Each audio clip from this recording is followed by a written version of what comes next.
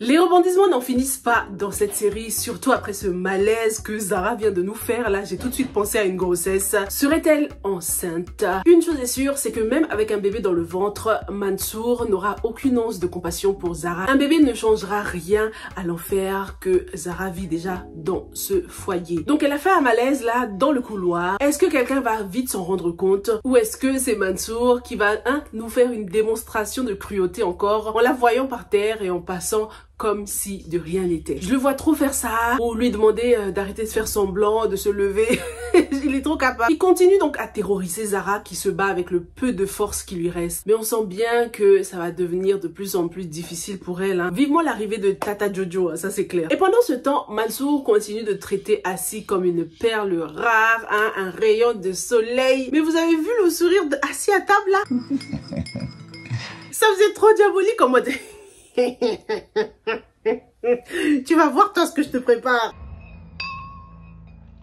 On a tous hâte que Assi finisse par renverser la situation dans cette maison. Parce qu'on voit à quel point elle continue d'être dans cette prison dorée, surtout pendant cette scène-là, lorsqu'elle était assise dans la chambre à côté de Badara et qu'il ne la calculait même pas, il la traitait comme invisible. Elle lui parle, il lui dit ouais vas-y vas-y. Personne ne pense à son bonheur hein, dans cette maison et je suis sûre que Assi au fond elle admire quand même Zara qui elle ose parler, répondre, résister. D'ailleurs, Assi n'est jamais allée à l'hôpital pour ses problèmes de saignement. Là, ça s'est arrêté d'un coup. Personne ne s'inquiète, personne n'a voulu en savoir plus. Lorsqu'elle venait d'arriver, elle tenait à peine debout. Ça se voit qu'elle était dans une telle souffrance. Toute cette douleur n'a pas pu s'évaporer comme ça du jour au lendemain. Même si, certes, en ce moment, elle se repose beaucoup plus que où elle habitait avant. Assi a besoin d'être prise en charge médicalement, ça c'est clair. Dans les commentaires, vous m'avez soulevé un point hyper intéressant concernant la mère de Badara. C'est d'ailleurs Salimata qui nous a laissé ce commentaire. Et si la mère de Badara était toujours en vie? C'est une théorie qui m'est venue après la discussion entre Badara et Assi au cimetière. Badara a dit ne pas connaître la tombe de sa mère. Cela expliquerait les choses que Tata Jojo connaît du père de Mansour et la proximité trop oppressante de Mansour sur son fils, comme s'il voulait le distraire sur des sujets quotidiens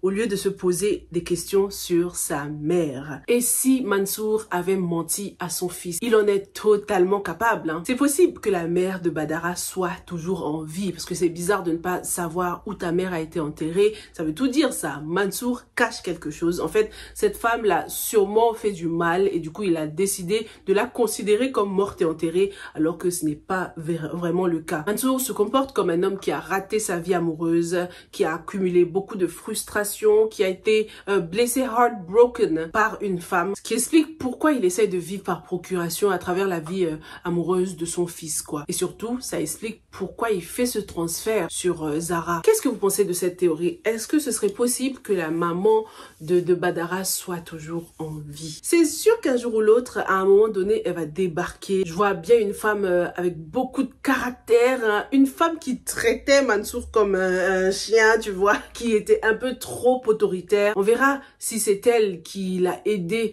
à construire l'entreprise qu'il a aujourd'hui. En tout cas, le personnage de Mansour, là, il a beaucoup de secrets à nous révéler, ça, c'est clair. Parlons maintenant du farceur, là, hein, Djeylani, que j'avais complètement oublié. C'est grâce à vous dans les commentaires que je me suis rappelé de lui, hein, concernant Keisha. Non, mais je rêve ou quoi? Yo, tu as fait tout ça, nous faire miroiter un contrat uniquement pour me voir. On aurait dû s'en douter lorsqu'on a vu la fin du mail. Là, il y avait écrit Farah Cosmetics, hein, alors que Djeylani travaille chez Farah Moto. Djeylani, franchement, t'es un gamin. Moi, j'aime pas ses manières à lui, là. Il perd trop le temps des gens. Comme à son habitude, donc, il a forcé les choses, hein. Il a forcé Keisha à venir dans son univers. Tout ça, c'est des red flags, là, que certains trouve mignon, certaines trouvent mignon. Perso, je le trouve assez toxique, quoi. Djeylani, c'est le genre de mec pour qui la conquête est un jeu, en fait. Hein. Il aime bien jouer à ce petit jeu-là, mais une fois qu'il va obtenir ce qu'il veut, Keisha va finir par le lasser. Keisha mérite mieux que ce genre de distraction. Et le pire, c'est que Djeylani va finir par confirmer tout ce que Keisha pense des hommes. focus by God. Keisha va finir par céder au petit jeu de Jaylani là, mais malheureusement, les choses vont mal tourner comme on l'imagine déjà.